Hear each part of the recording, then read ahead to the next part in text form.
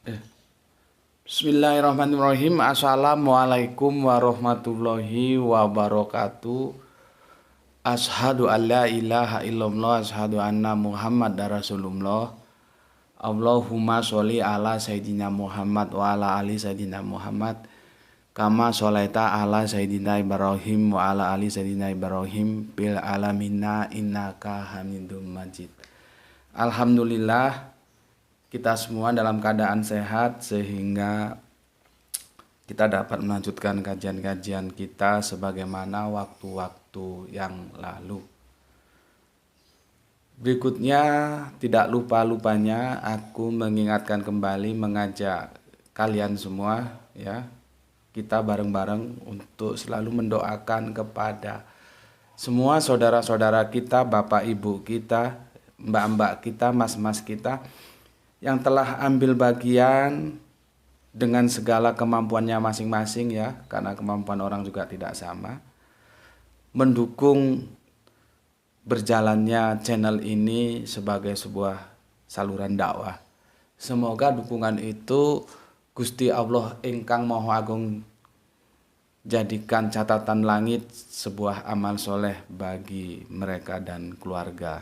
Amin amin ya robbal alamin. Kajian kali ini yang kemarin itu tentang memahami diksi akhroja dan akhoja. Seperti yang aku sampaikan kemarin, setelah itu selesai kita akan masuk ini ke tahap atau seri kedua. Ternyata tidak bisa juga ya, karena harus ada yang aku harus jelaskan lagi khususnya tentang ayat ini yang belum dipahami secara benar ya. Belum dipahami secara benar. Maka kajian kita kali ini adalah tajuknya yang kita ambil, kita pertandingkan Quran surat Al-A'raf 7:1-72 dan Quran surat An-Nahl 16:78, atau kita persandingkan ya. Mau kita pertandingkan atau mau kita persandingkan. Itu tajuk kajian kita. Nih, balik. Ya. Jadi ternyata aku belum bisa mau masuk ke seri keduanya, tapi tidak apa-apa lah ya, semua proses belajar. Kalau aku baca komen-komen kalian dan itu sangat membahagiakan, seperti aku berwisata gitu ya. Berwisata ya dari seluruh daerah NKRI ini, bahkan sampai ke luar negeri ya. Alhamdulillah video-video kita banyak diminati oleh saudara-saudara kita dari Malaysia. Dan aku mohon yang dari Malaysia juga sering-sering komen agar kita bisa tahu sampai sejauh mana dakwah ini bisa diterima ya, bisa dipantau ya. Senang ya. Dari Malaysia ternyata banyak yang mengikuti ya.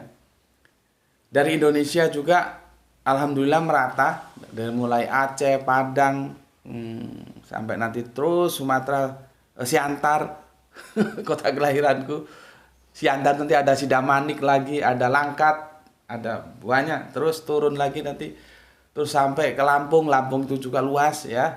Terus Jakarta apalagi, ada Tangerang, Jakarta, Semarang, masuk ke Solo ya, Solo, Jogja beberapa hari ini absen ya. Terus nanti ke Bali juga ada, Banyuwangi, Probolinggo, masuk ke Sulawesi, pokoknya asik dah sampai ke Papua. Maka dari itu kita itu dipersaudarakan oleh dua hal. Kita dipersaudarakan oleh darah, makanya disebut saudara. Sedarah menjadi saudara, tapi kita juga dipersaudarakan oleh akidah. Artinya bersaudara tidak harus sedarah. Ya, kita disaudarakan oleh akidah. Itulah yang menjadi sebuah pijakan bahwa Islam itu bersaudara, ya, Muslim kita ini itu bersaudara karena kita diikat oleh sebuah tali yang disebut akidah, ya. Jadi persaudaraan itu bisa dari darah, ya, bisa juga dari akidah. Nah, kalau kita baca begitu kan, mohon ini diikuti lagi kepada yang belum. Kita asik nih, oh kita punya saudara di Bali, kita punya saudara di Semarang, di Jogja, di Solo, di Medan. Oh iya, Medan juga banyak ya, gitu. Jadi kita menjadi saudara. Meskipun untuk saat ini kita masih belum bisa ketemu darat ya. Mungkin satu saat akan kita adakan temu darat itu nantilah, karena semua tergantung biaya ya. Tapi setidaknya kita sudah bersilaturahmi. Maka dari itu tolong jangan bosan-bosan komen, sebutkan dari mana, komen dari mana gitu. Dari Malang Selatan juga ada ini ya. Malang Selatan cukup jauh juga kok dari tempatku ya, meskipun sekarang Batu sudah sendiri tidak ikut Malang. Bismillahirrahmanirrahim.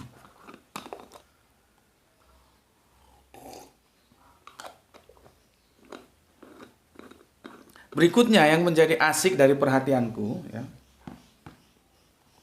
Kalau komen-komen yang itu hadir di kolom komentar itu, tisu ambil tisu. Itu banyak dari rekan-rekan muda ya, dan itu asik ya, pada pintar-pintar semua itu. Ya. Pintar-pintar semua itu sekarang aku suka ya. Itu rekan-rekan muda. Yang sesepuh kita nih, yang bapak-bapak ini itu nggak tahu kenapa bisa begitu, nggak pernah komen tapi larinya ke WA. Ya bagus-bagus saja dan aku terima kasih bapak-bapak ya, ibu-ibu ya. Jadi yang sepuh-sepuh itu ke WA komennya, dan aku terima kasih. Kadang-kadang aku menjadi sungkan loh Pak ya, karena ya mohon dimaklumi lah ya, karena anaknya ini kadang-kadang style jalanannya juga kambuh gitu ya. Kalau ngomong belak-belakan mohon dimaafin ya. Mohon dimaafin, memang gayanya seperti itu ya. Aku sungkan dan kadang-kadang takut kalau nanti ada ketersinggungan, karena di WA itu pantasnya itu paling tidak itu omku lah. Paling tidak itu adik bapakku atau bapakku, adik atau adik mamaku ya, atau seusia mama. Sepuh-sepuh, yang sepuh-sepuh ke WA komennya ya. Yang muda-muda di kolom komentar di Facebook itu. Terima kasih, menjadi sebuah warna yang saling melengkapi ya. Tidak apa-apa dan aku suka. Dan kita harus memberikan hormat kepada bapak-bapak kita dan ibu-ibu kita ya. Sebagaimana agama kita mengajarkan akhlak yang demikian itu. Oke. Aku cerita dulu ya. Aku ulangi sedikit. Kenapa ya? Jadi sebelum nonton video ini, tonton dulu video memahami diksi akhroja dan akhoza ya, dengan benar. Quran surat Al-A'raf ya 172 dan Quran surat Al-A'raf nomor 27 ya. Jadi gini, kalau kalian mengikuti kajianku secara rutin itu akan lebih mudah karena tahu urut-urutannya. Tapi kalau bagi viewer baru yang langsung masuk, itu ikuti panduanku. Sebelum nonton ini mana dulu yang harus ditonton gitu ya, supaya runut. Karena kalau tidak begitu nanti kalian seperti merangkai parcel ya. Merangkai parcel. Urut-urutannya tidak tahu, dan itu akan sulit bagaimana kalian bisa memahami tentang pesan yang mau aku sampaikan. Dan itu ada komentar ya. Begini katanya, kalau mengikuti kajian gue seperti asal skip dan asal pindah-pindah saja ya nggak mengerti apa yang dimaksudkan. Memang benar, karena ini satu rangkaian, nggak bisa asal comot sana selesai, comot sini, comot situ, itu nggak bisa lompat-lompat ya. Maka ikuti panduanku ya, guiding yang aku berikan seperti ini. Sebelum nonton video ini, tonton dulu memahami diksi akhroza dan akhoza dengan benar ya. Quran surat Al-A'raf 27 dan 172. Oke, aku mau cerita dulu sama kalian supaya kalian ngerti duduk permasalahannya. Di kontrakan yang lama sebelum pindah kontrak sini, itu aku pernah mewadahi ya. Jadi aku hanya tuan rumah, aku tidak mengisi kajian. Tapi kajian itu diadakan di rumahku, di kontrakan yang lama. Aku jadi sebagai tuan rumah. Kan yang nggak asik juga tuan rumah ngisi kajian. Jadi aku undang guru-guru Al-Quran tuh ada 2 guru ya, 2 ustadz. pesertanya itu aku beri masukan, aku bilang begini, kalian itu masuk ke sini tuh bukan gelas kosong. Kalian sudah ada isinya. Kalian sudah ngaji kemana-mana. Dan aku tahu itu. Maka dari itu aku mewadahi kajian ini khusus untuk yang kritis, yang punya daya nalar tinggi. Aku pilihkan guru ngaji. Nah, nanti dalam pelaksanaan kajian itu kita lebih banyak diskusi. Anda boleh setuju, Anda boleh tidak setuju.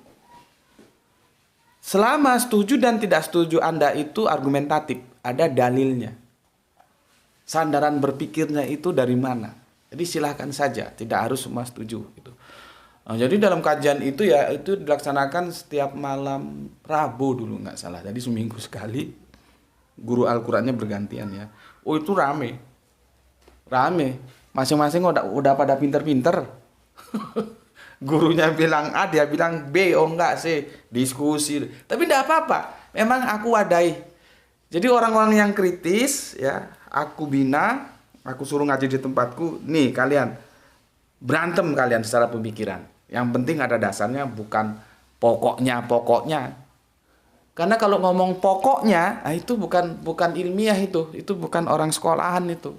Itu tukang pukul di pinggir jalan tuh begitu. Pokoknya, nah gitu. Itu nggak perlu sekolah kalau hanya ngomong pokoknya, ya. Jadi harus argumentatif, gitu.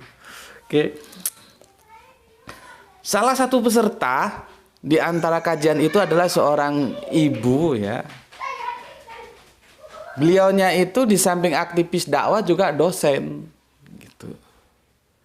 Di awal-awal kajian, sang ibu ini semangat sekali dan sangat menggebu, rajin. Datang terus, ya, nggak pernah absen. Satu ketika kita membahas surat ini Al-A'raf 7172, di sana permasalahan mulai terjadi. Karena apa? Sang guru, sang ustadz mendekonstruksi bahwa terjemahan Depak itu salah, seperti yang kemarin sudah aku sampaikan. Salah. Sang ibu tidak terima. Nggak terima dia, ya. Tapi ya itu kembali tadi. Setelah kita jelaskan, dia tetap tidak terima. Dan aku kadang-kadang heran loh, ini dosen loh ya, bukan orang sembarang loh. Dosen. Maksudku ketidakterimaannya itu kan harus ada dasar argumentatifnya dong. Ya. Kalau itu salah, benernya gimana? Kalau itu benar, ternyata dinyatakan salah, bisa nggak mempertahankan kebenarannya gitu. Bukan hanya ngomong pokoknya. Nah, sang ibu ini menganggap semua terjemahan Depak itu sudah nggak bisa diganggu gugat. Jadi absolut. Sedangkan sang guru, terjemahan Depak itu ada yang benar, ada yang salah. Dia tidak absolut, relatif. Kalau yang benar ya sudah kita pakai, kalau yang salah mari kita benerin.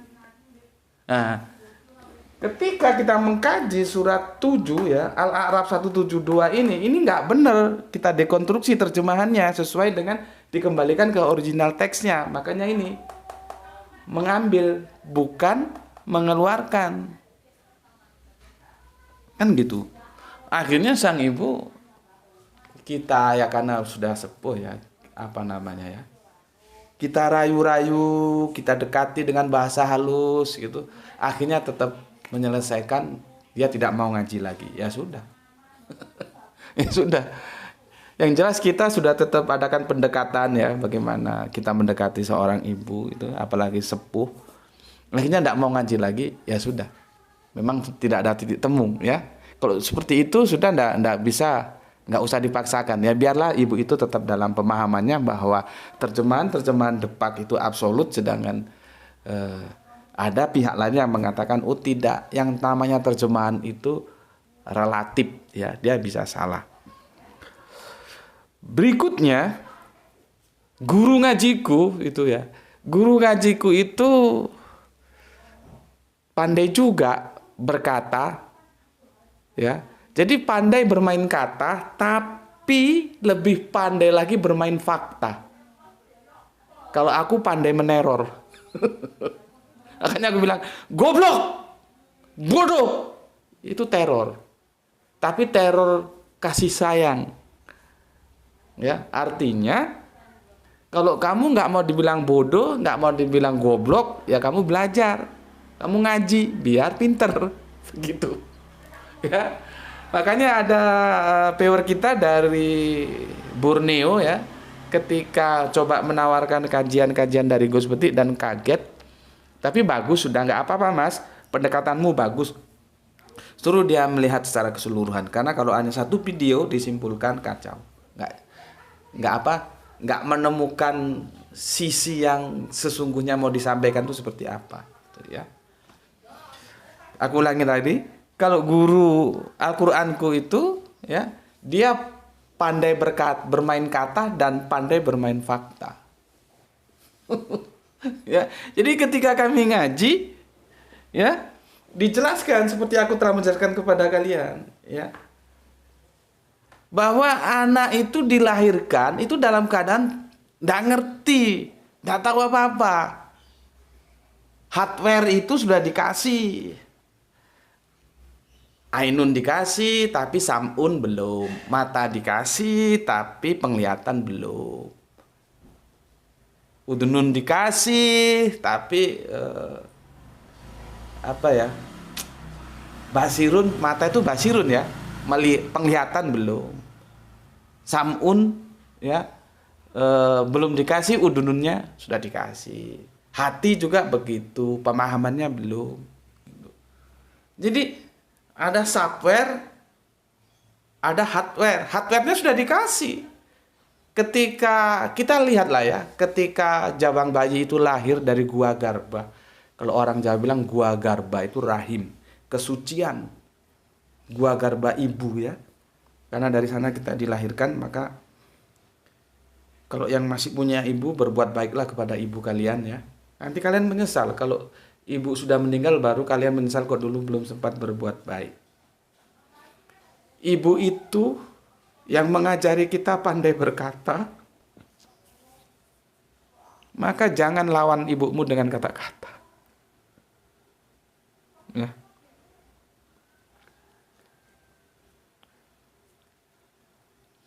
Aku kadang-kadang kalau bilang begini ada sebuah penyesalan ketika aku berkomunikasi dengan mama. Kami manggilnya mama di Sumatera ya, karena nggak tahu ya, mamaku itu dan aku itu sama-sama punya temperamen tinggi.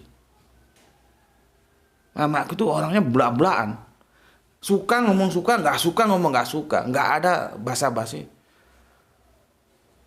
Ya karakter itu juga menurun ke aku.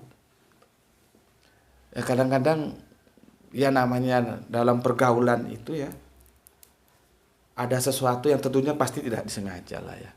Walaupun disengaja tujuannya baik ya. Cuman kadang-kadang ya disesali juga, kenapa dulu harus begitu ya. Maka pesanku ya, jangan beradu bicara dengan ibumu, karena ibumu yang mengajari kamu pandai bicara.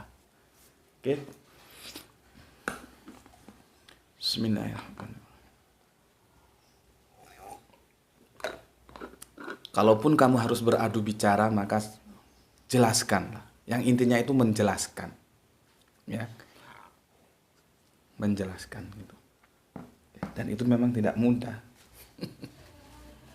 Oke, lanjut kita ke topik kita ya. Teman ngajiku ya, Mas Yono itu ngotot dia. Dia bilang bahwa anak itu terlahir itu sudah beriman. Dia berpijak pada mana? Pada ayat ini. Ketika dia berpegang sama terjemahannya doang, dan terjemahannya salah. Ya, jadi sahabatku ini korban terjemahan. Dia bilang, itu kami ngajinya malam pada Isya ya, bahwa Bayi itu terlahir sudah beriman karena sudah bersahadat di sini, gitu dia bilang. Nah, guruku itu kan, aku bilang tadi, pandai bermain kata dan pandai bermain fakta. Ya. Temanku yang ngaji ini, dia kalau ngaji anaknya diajak. Anaknya itu yang paling besar itu sekitar kelas 2 kalau nggak kelas 3 SD. Ikut diajak ngaji. Kalau ngaji sering diajak. Nah, sama guru ngaji kita ini, ya, langsung dipanggil anaknya, dipanggil. Nah, kamu tahu iman? Dijawab gini, nggak tahu. Nah, kamu tahu iman? Nggak tahu. Sama senyum gitu kan, ditanya. Nah, kamu tahu iman? Nggak tahu. Terus bapaknya terdiam. Ini anak sudah kelas 2 kalau nggak kelas 3 SD.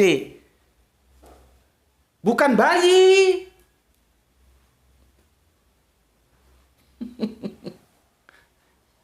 Itu artinya guruku itu mengajarkan dengan fakta. Ya. Bahwa tidak benar pemikiran bahwa bayi procot itu sudah punya iman. Tidak benar. Ya. Tidak benar. Itu korban terjemahan. Itu korban terjemahan. Kalau kamu tetap memegang terjemahan yang keliru, lalu apa bedanya kamu dengan teman-teman Kristen? Aku sudah bahas kemarin, terjadi kesalahan terjemahan di Yohanes 1 ayat 10. Gitu loh. Dan aku membandingkannya dengan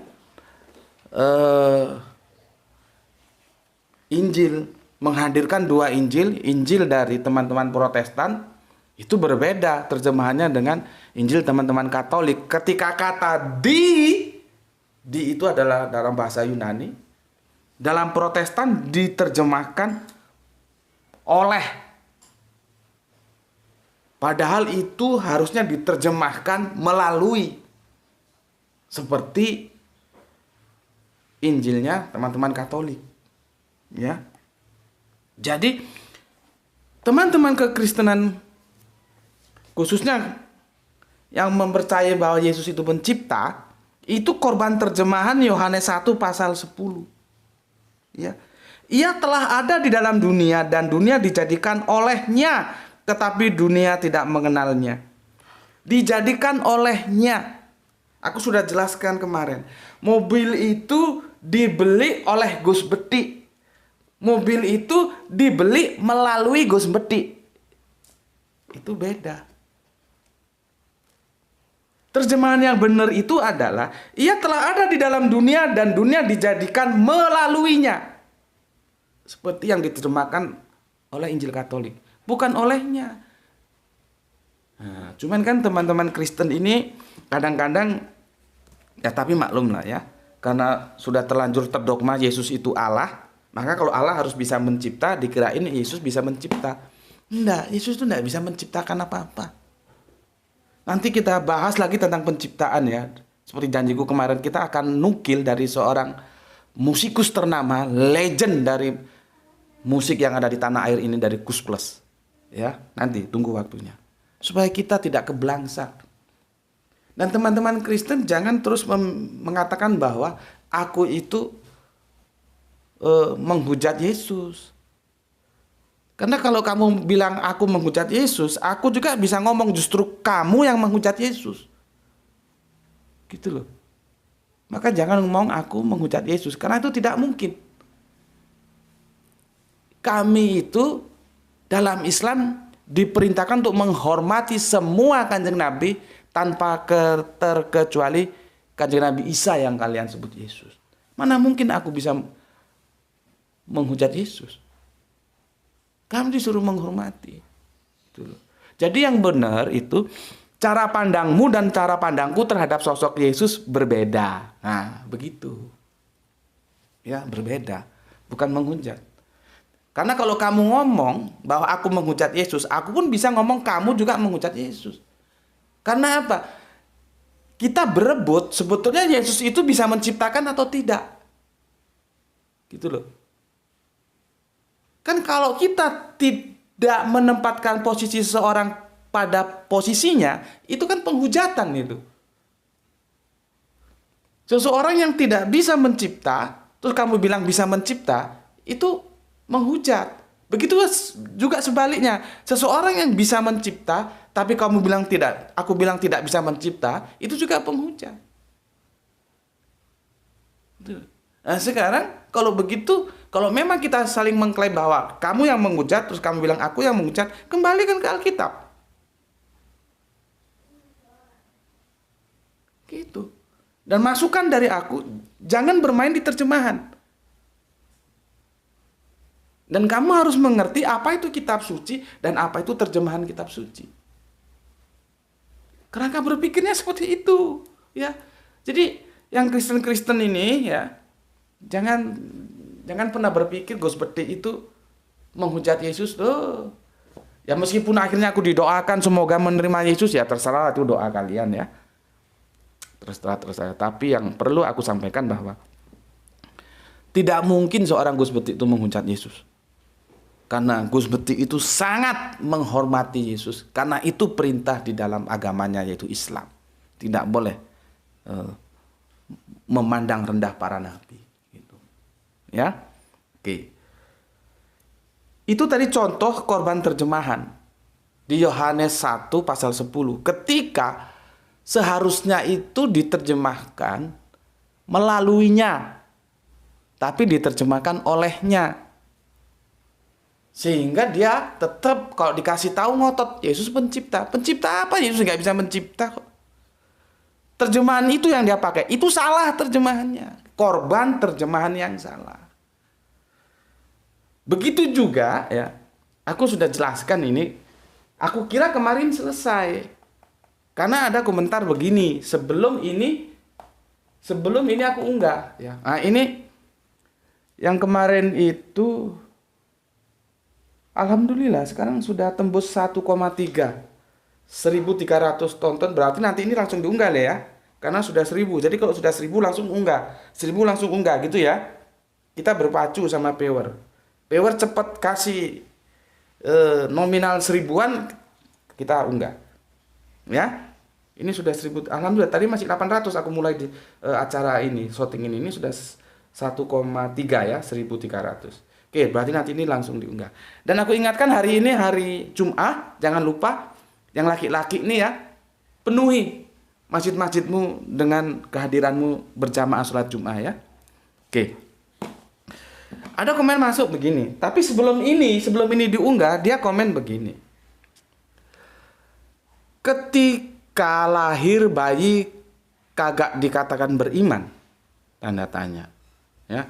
Bayi lahir udah beriman karena memang sudah berjanji. Hanya jabang bayi belum menyatakannya ke dalam perilaku perbuatan kecuali menangis dan berteriak.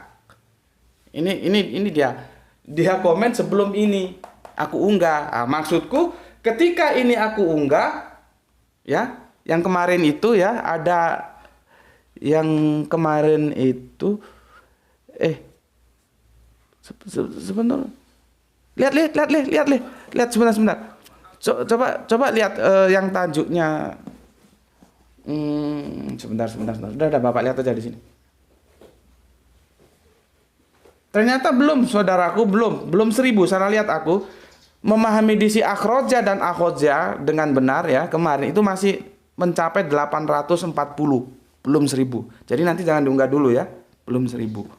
Nah, ketika dia tulis komentar ini, yang kajian tentang memahami diksi akhroja dan akhoja belum aku unggah. Harapanku setelah aku unggah mendengar penjelasanku dia berubah. Ternyata masih tetap aja, ya, masih tetap aja dia komen seperti ini. Oh, ya, ya bagus-bagus aja sih ya.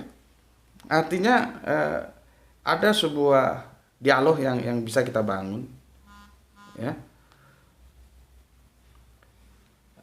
Gini, bayi lahir suci dalam kurung beriman karena memang atas kuasanya bayi dapat lahir ke dunia. Manusia diharapkannya mau mempergunakan akalnya bahwa tidak ada Tuhan yang berhak untuk diibadahi atau disembah selain Allah. Walaupun orang tua atau lingkungan sangat berpengaruh pada pembentukan imannya manusia, tapi sejatinya manusia tidak dapat berkilah bahwa betul hanya Allah pencipta langit, bumi, dan semua yang ada di antaranya. Manusia tidak punya alasan karena akalnya sejatinya juga mengatakan bersaksi hal yang sama. Itu tidak penting lah ya. Yang penting aku komentari di sini. Dia bilang begini. Bayi lahir suci dalam kurung beriman. Kamu tahu dari mana? Kamu tahu dari mana kalau bayi itu lahir suci atau beriman? Ya. Terus berikutnya, memang atas kuasanya bayi dapat lahir ke dunia. Manusia diharapkannya mau mempergunakan akalnya bahwa tidak ada Tuhan yang berhak untuk diibadahi, disembah selain Allah. Tapi sepertinya kalimatnya begini, bayi lahir suci dalam kurung beriman karena memang atas kuasanya. Kalimatnya seharusnya berhentinya di situ. Ya. Maka aku akan jawab, kalau kamu sudah membawa diskusi ke ranah yang transenden, itu nggak usah diskusi. Nggak usah diskusi, karena kita ini imanen. Allah itu transenden, maka nggak usah diskusi. Ya, yang imanen itu bisa kita diskusikan karena dia masuk lintasan sejarah, karena dia terikat ruang dan waktu. Kalau yang transenden mau didiskusikan apa? Nggak mampu kita ke sana, karena dia tidak terikat ruang dan waktu. Ya, jadi kalau kamu ngomong bayi lahir suci dalam kurung beriman karena memang atas kuasanya. Kalau sudah atas kuasanya sudah nggak usah diskusi. Nggak bisa didiskusikan. Logik kita nggak mampu ke sana. Orang itu kuasanya kok. Ya. Makanya yang aku minta, dari mana kamu punya pendapat itu, dasar dalilnya mana? Apa ini? Kalau ini kan sudah aku dekonstruksi seperti ini terjemahannya. Inilah yang aku bilang, kamu itu korban terjemahan. Apa bedanya dengan teman Kristen yang mengatakan Yesus pencipta? Ya, korban terjemahan kamu itu. Ya, korban terjemahan. Jadi jangan dibawa terus atas kuasanya. Kalau memang kamu bawa ke atas kuasanya, ya sudah. Apa yang kamu pahami, nggak usah dibawa ke ranah diskusi. Sama aja ada orang mati, kenapa takdirnya? Ya sudah, nggak usah didiskusikan kalau itu takdirnya. Karena nggak bisa didiskusikan. Tapi kenapa dia mati? Oh, karena dia sakit paru-paru. Baru nanti ada kerja. Kenapa paru-parunya diteliti, dibawa ke lab. Dari lab akhirnya diteliti lagi, ternyata ada bakteri. Bakteri ada lagi terbagi jadi penyakit ini itu. Akhirnya diketemukan ilmu medis. Kan begitu.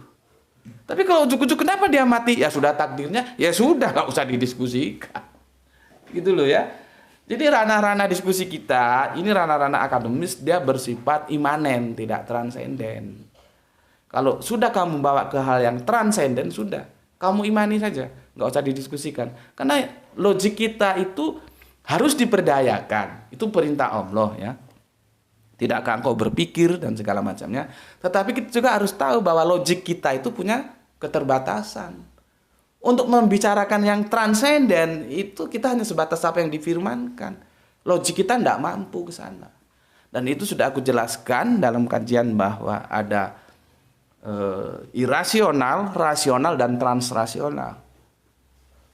Ya. Oke. Sekarang aku mau tanya ini, bayi lahir suci, beriman, karena memang atas kuasanya. Ya. Bayi lahir dapat ke dunia. Bayi dapat lahir ke dunia. Pertanyaannya dari mana? Kok kamu tahu bahwa bayi lahir itu beriman tuh dari mana? Kan dari korban terjemahan ini.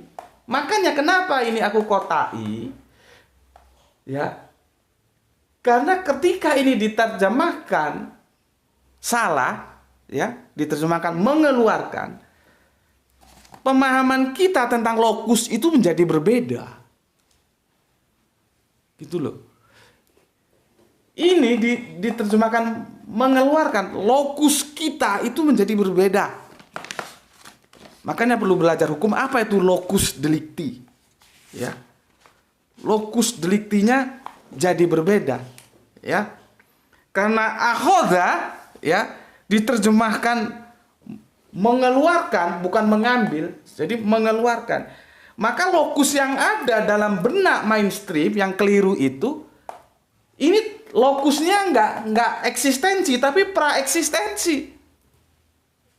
Jadi kacau sudah. Padahal ini eksistensi. Kita kan sudah bahas. Ini yang belum ikuti kajian tentang praeksistensi, tanya sama senior-seniormu ya. Ini bukan lokusnya itu praeksistensi. Di alam ruh kita belum lahir. Itu kan cangkemmu sing ngomong ngono. Al-Quran tidak bilang begitu. Mulutmu yang bilang begitu. Al-Quran tidak bilang begitu. Ini lokusnya ini ya di dunia ini. Dan nanti kita harus seperti ini. Kita harus bersaksi. Kita harus memberikan kesaksian bahwa Rob kita itu Allah. Ini kan sebagai pembelajaran kita. Bahwa dulu ya, makanya nanti ini ya, ini kan aku sudah berkali-kali katakan, Adam sebagai nabi pertama itu diantara kita minim debatable, ya, minim debatable. Tetapi Adam sebagai manusia pertama itu debatable-nya tinggi loh. Contohnya apa? Di surat Al-Baqarah surat yang ke-30, ya, surat Al-Baqarah yang ke-30. Kamu buka leh, bantu Bapak. Surat Al-Baqarah yang ke-30 ya.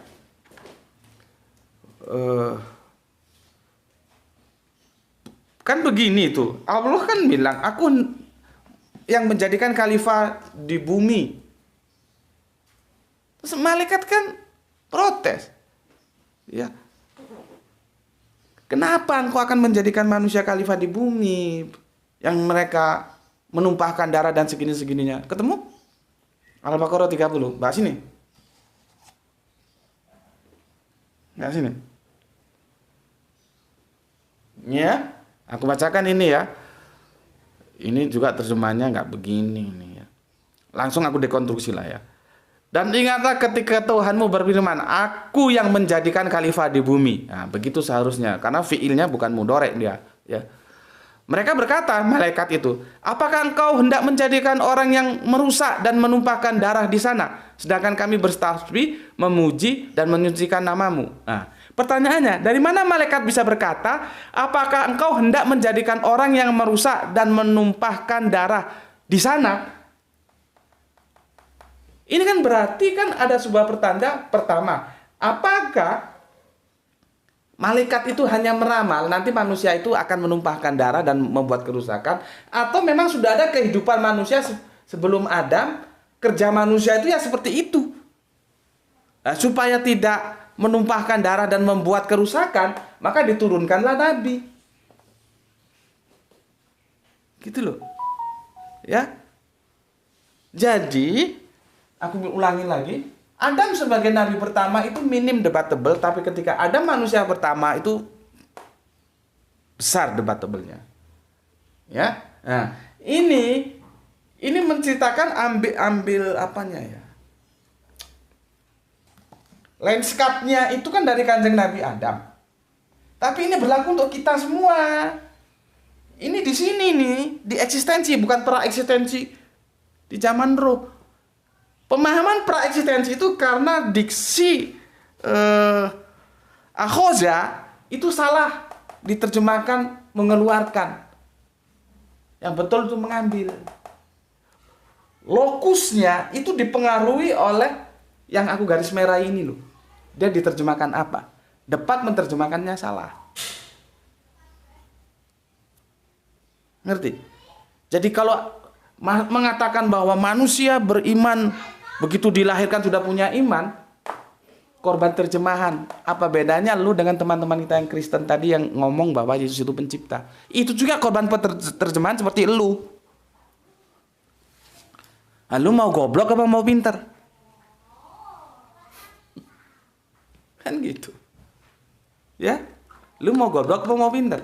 Bismillah.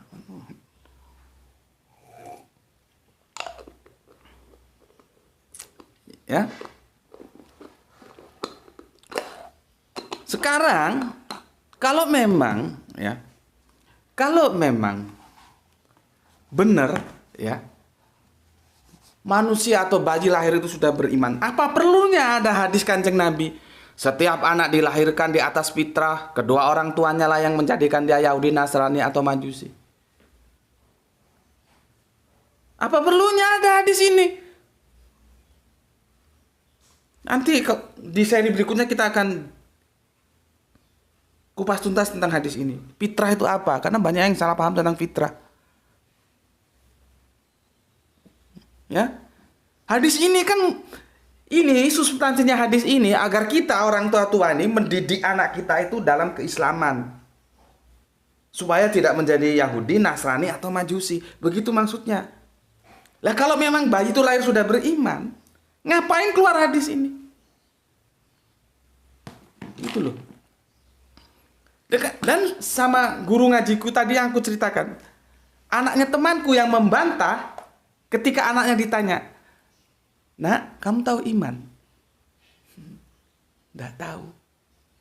Ini sudah kelas 2 atau kelas 3 SD. Nggak tahu dia.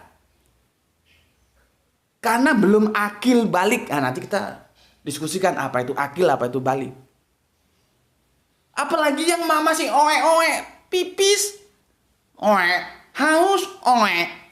Terus kamu bilang sudah beriman. Iman dari Hong Kong apa? Iya, iman dari Hong Kong. Maka ini namanya sebuah pemaksaan ya ketika gini. Ketika lahir bayi kagak dikatakan beriman. Bayi lahir udah beriman karena memang sudah berjanji. Janjinya di mana? Lu ngutip ayat ini. Karena terjemahannya salah. Itu loh. Dan aku sudah benarkan. Hanya jabang bayi belum menyatakannya dalam perilaku perbuatan kecuali menangis dan berteriak. Aku bisa saja ngomong. Ketika lahir bayi ya dikatakan nggak tahu presiden Indonesia. Kan bisa saja aku ngomong gitu. Ya, dia sudah tahu presiden Indonesia, hanya jabang bayi belum menyatakannya. Siapa presiden Indonesia itu kecuali menangis dan berteriak. Bisa saja aku bangun argumentasi seperti itu. Jadi ini namanya argumentasi ngakali. Bukan berakal tapi ngakali. Karena dia sudah terjebak dongeng. Jadi bagaimanapun dongeng itu harus bisa rasional. Nah, dia ngakali dengan cara seperti ini. Sama dengan teman-teman Kristen. Ya. Sama dengan teman-teman Kristen. Samanya di mana? Korban terjemahan. Tuh. Ya. Korban terjemahan. Berapa menit ya? 43. Jadi, tapi beginilah ya. Merubah paradigma itu, merubah kiblat itu memang tidak gampang. Banyak sih. Seperti ketika awal-awal aku mengatakan bahwa Kanjeng Nabi Isa tidak turun lagi, itu banyak yang tidak setuju. Bahkan kalau yang tidak setuju pun itu masih mending. Tapi ada yang langsung menjustifikasi. Tambah ada yang begini, jangan ikut-ikut kajian Gus Beti, ini berbahaya gitu. Ya. Namun seiring jalannya waktu akhirnya setelah mereka dapat referensi dari orang-orang yang menurut mereka kapabel, berbalik kucing dan setuju dengan apa yang aku sampaikan. Sama.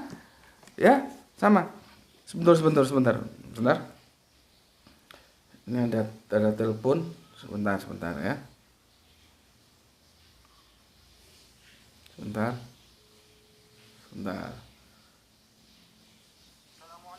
Waalaikumsalam. Aku lagi syuting nih. Gimana? Saya nanya, besok ke sini jam berapa? Ada Bunda Etika. Terserah, aku atur aja waktunya ya. Yang penting kameranya ada. Yang penting handicam. Atur saja. Yang penting ada nasi Padang. Kalau nggak ada nasi Padang males aku. Ya. Itu yang suara yang kamu nasi Padangnya jangan lupa. Oke. Eh, aku paling seneng masakan Padang, Mas, ya. Masakan Padang. Lidah Sumatera gitu, pedas. Ya. Oke. Kita kan belum bisa jangan dilihat siapa yang ngomong tapi lihat apa yang diomongkan. Itu belum bisa kita. Mayoritas publik kita itu masih perlu melihat perecengan, kalau orang Jawa bilang. Perecengannya yang ngomong itu seperti apa gitu. Bukan yang diomongkan itu apa. Ya. Mayoritas masih begitu. Nah, setelah mereka mendapatkan penjelasan dari orang-orang yang menurut mereka kapabel. Kalau menurut aku kan nggak kapabel, artinya aku ini dijual nggak laku, gitu loh ya. Ya nggak apa-apa, karena aku ingin menikmati kemerdekaanku. Masa aku harus beli baju koko, pakai sorban, pakai batu akik, terus pakai gitu. Itu menyiksa kehidupanku. Kehidupanku ya begini ini apa adanya. Makanya kalau di setiap kajian-kajian ya, misalkan di Makassar atau di mana, ketika aku disuruh membuka dahulu, aku tidak mau. Ya. Karena publik itu akan terperangah, loh. Ini kok pakai jin, ini kok pakai apa namanya ini, kalung, bahkan dulu pakai giwang gitu, gitu ya. Nah, mereka itu butuh yang kapabel. Setelah mendapatkan penjelasan dari yang mereka anggap kapabel, artinya balik kucing. Termasuk yang baru telepon ini. Ini bosnya Ayah Sophia. Ya, bosnya Ayah Sophia balik kucing. Jadi Al-Quran itu tidak pernah mengatakan bahwa Yesus mau turun lagi. Gitu. Nggak. Ya. Sama seperti ini, ya. Yang aku ingatkan, jangan sampai kamu menjadi korban terjemahan. Akhirnya, kalau di surat 172 ini, ya, yang akhoza itu diterjemahkan mengeluarkan, ya, yang seharusnya dia mengambil, maka lokusnya menjadi bergeser dari yang eksistensi menjadi praeksistensi. Kalau dia menjadi praeksistensi, berarti sebelum lahir orang beriman dong. Ternyata secara fakta tidak. Anak sudah kelas 2 SD kita tanya tentang iman, dia tidak tahu. Kan benturan. Ya, tapi tidak apa-apa lah ya, proses kok ya, proses tidak apa-apa. Teruskan saja pencarianmu sampai nanti kamu ketemu, ya, sampai nanti kamu menemukan sendiri. Tetapi kalau kamu mau ikut omonganku, taat terhadap Al-Quran, ya, taat terhadap Al-Quran. Jangan taat terhadap kemauanmu dewe, jangan mau semau-maumu. Kamu jangan mengatur Al-Quran. Biarkan Al-Quran mengatur otakmu. Batukmu itu, otakmu itu diatur Al-Quran. Jangan batukmu itu mau ngatur Al-Quran. Ya, nah sekarang ini aku tunjukkan. Ya. Ini sudah jelas kan? Kalau ini belum aku hapus karena nanti ini timbul yang kedua. Ya. Nah, nanti aku akan menjelaskan. Ini kan intinya kita itu disuruh bersahadah, bersaksi. Ya, intinya di sana. Nah, nanti aku dengan guruku itu nanti beda nanti, ya. Secara substansi sama bersaksi, tapi teknik bersaksinya itu berbeda. Nanti kapan-kapan kita kaji bareng. Ini asik ini. Berbeda secara teknis berbeda. Aku menempuh kultural, guruku itu harus struktural. Jadi ada kesaksian dengan teknik kultural, ada kesaksian dengan teknik struktural. Nah, itu asik nanti. Tapi jangan ke sana dulu, nanti ndasmu mumet. Ini dulu pahami bahwa terjemahan yang benar itu begini, yang sudah aku dekonstruksi ya. Jadi bukan mengeluarkan, tapi mengambil. Kemarin sudah aku kupas tuntas. Sekarang ini aku hapus.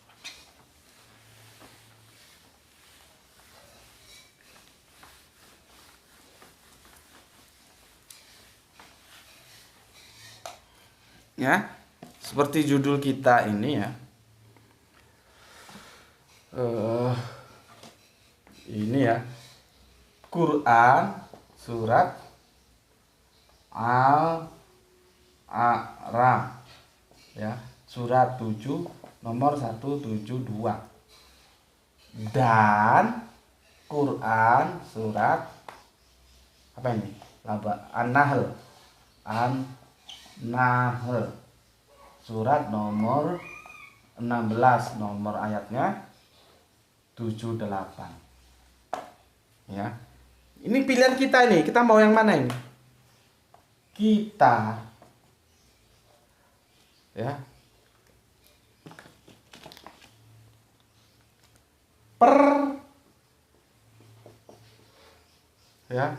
mau kita pertandingkan ini ayat. Ya. Ini beda satu huruf aja ini. Mau kita pertandingkan.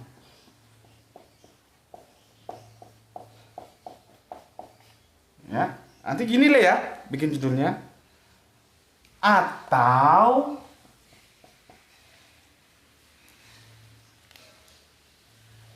mau kita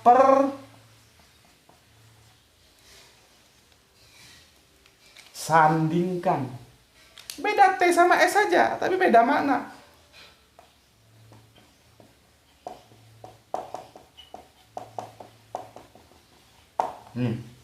Pilihan ada di kalian.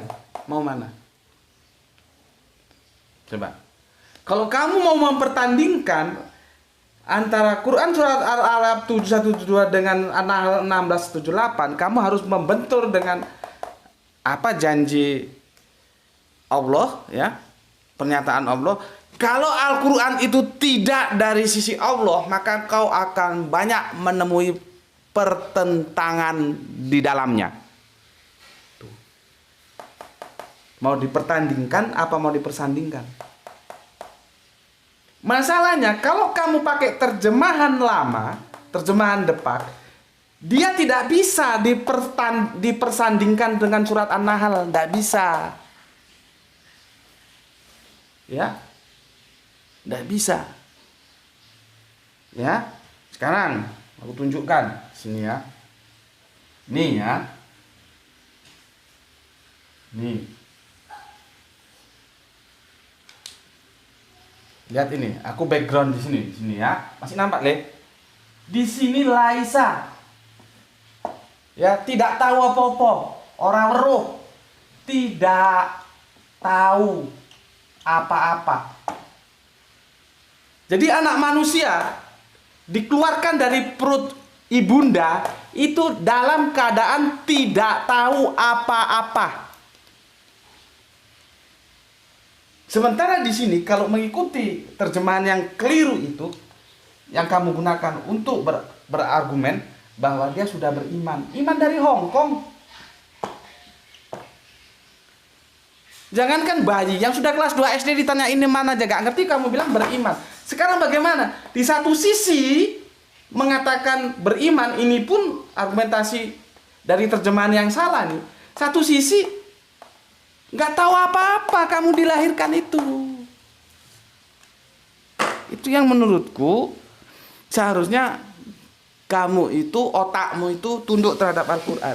Jangan Al-Quran tunduk terhadap otakmu, karena otakmu itu korban terjemahan seperti teman-teman Kristen itu. Ya. Coba kita buka. Surat berapa ini? 16 ya. Nomornya 78 ya. Alhamdulillah ini terjemahannya nggak ada masalah ya. Lihat ini, bahasanya asik sekali ini. Dan Allah mengeluarkan kamu dari perut ibumu ya. La ta'lamun syai'ah. Coba, kurang tegasnya apa? Dalam keadaan tidak mengetahui sesuatu pun. Jangankan iman, tangan kiri tangan kanan aja dia nggak tahu kok. Kamu kira iman tuh masalah sepele apa? Makanya nanti kan kita pertarungannya itu iman itu diajarkan atau diwariskan. Gitu loh. Ya. Kamu kira iman tuh seperti pisang goreng gitu? Dikasih tepung terus digoreng selesai gitu. Terus orang bisa tahu tanpa pendidikan, tahu apa itu iman. Ini Al-Quran sudah bilang ini, ya, sudah dibilang. Dan Allah mengeluarkan kamu dari perut ibumu la ta'lamun syai'a, dalam keadaan tidak mengetahui sesuatu pun. Nanti kalau kamu punya anak atau tetanggamu melahirkan anaknya, begitu lahir, coba kamu ketemu sebentar. Tanya, tangan kananmu mana? Tangan kirimu mana? Hidungmu mana? Gitu. Ngerti nggak dia? Nggak usah tanya iman. Orang yang kelas 2 SD aja sudah brojol.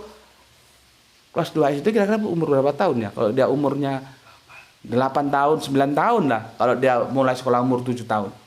Nggak ngerti kok kamu bilang orang begitu lahir bayi sudah beriman. Ya, makanya kalaupun kamu berat, ya, berat. Mengikuti kajianku itu berat kalau otaknya itu memang bukan otak akademis. Orang-orang eksak itu selalu berpikir dengan parameter akademis. 10 tahun menganggap sana timur, tapi ketika ada penjelasan mengatakan, oh ternyata timur itu sana, dia nggak perlu pakai perasaan, langsung berbalik. Gitu loh. Sekarang masalahnya ketika otak dan perasaan itu nggak connect. Ya seperti ini. Masih ngomong aja begitu bayi lahir sudah beriman, itu perasaan karena sudah dicekoki dongeng-dongeng dengan terjemahan yang salah itu. Jadi walaupun ada penjelasan secara akademik dan aku bertanggung jawabkan seperti ini, ya. An-Nahl ini mengatakan tidak tahu apa-apa, apalagi iman. Tangan kanan tangan kiri aja tidak tahu kok iman. Memangnya iman itu gampang apa? Dia tidak tahu. Terus kamu bilang sudah beriman, berpegangan pada surat ini. Surat ini salah, bos, terjemahannya. Sudah kita kupas tuntas. Itu masalahnya. Jadi, kalau surat Al-A'raf ini dibiarkan dengan terjemahan depak, dia akan menjadi pertandingan dengan An-Nahl ini. Di sini dikatakan, oh sudah beriman di alam ruh, pereksistensi. Dikatakan tidak. Bayi lahir tidak tahu apa-apa. Ini nggak bisa dirukunkan. Dia menjadi pertandingan dia. Makanya, ya supaya goblok-goblok kalian itu hilang semua, ya. Aku jelaskan di sini. Terjemahannya sudah aku dekonstruksi kemarin, ya. Sehingga dia bisa dipersandingkan. Artinya apa? Ini terjadi di alam eksistensi, bukan praeksistensi. Di dunia iki. Wong Jawa ngomong nang donya iki loh. Peristiwa ini di dunia ini. Di kehidupan eksistensi, bukan praeksistensi. Ya. Inilah ketika kita salah mengikuti terjemahan yang salah, akhirnya kesimpulannya salah. Ditambah lagi doyan dongeng. Ini akibat beragama tapi doyan dongengnya seperti ini. Tapi kalau dia rasional, dia tunduk terhadap Alkitab, khususnya saat ini adalah Al-Quran. Al-Quran mengatakan seperti ini, bahwa manusia lahir, ya, digunakan dengan kata la ta'lamuna syai'a, tidak tahu apapun. Kalau apapun itu ya ora weruh, iman juga tidak tahu.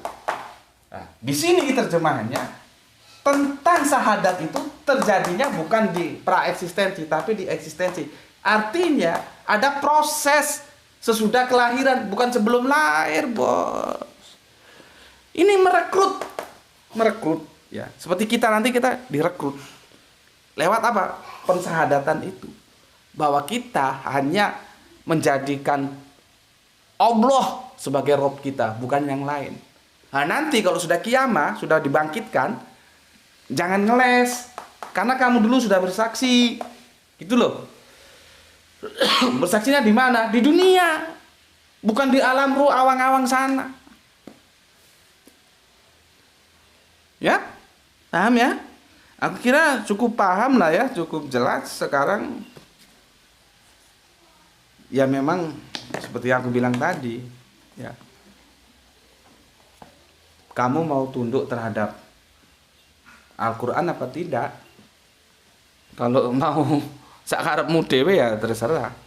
Ya, terserah. Tapi jangan bilang bahwa Al-Quran mengatakan manusia lahir itu sudah beriman.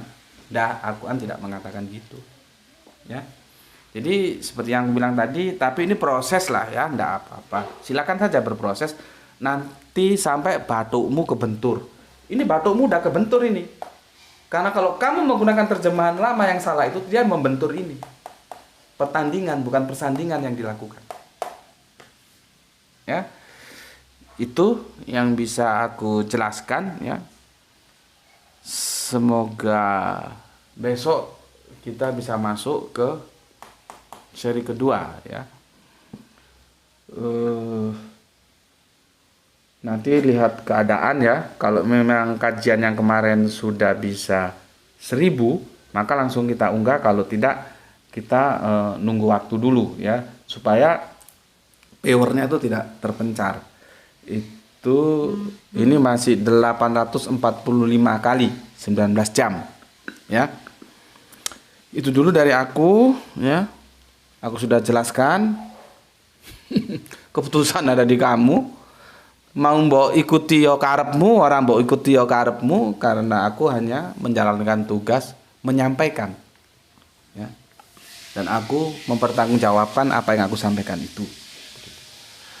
Sekali lagi, ini hari Jumat, penuhi masjid-masjidmu dengan kehadiranmu, sholat berjamaah ya.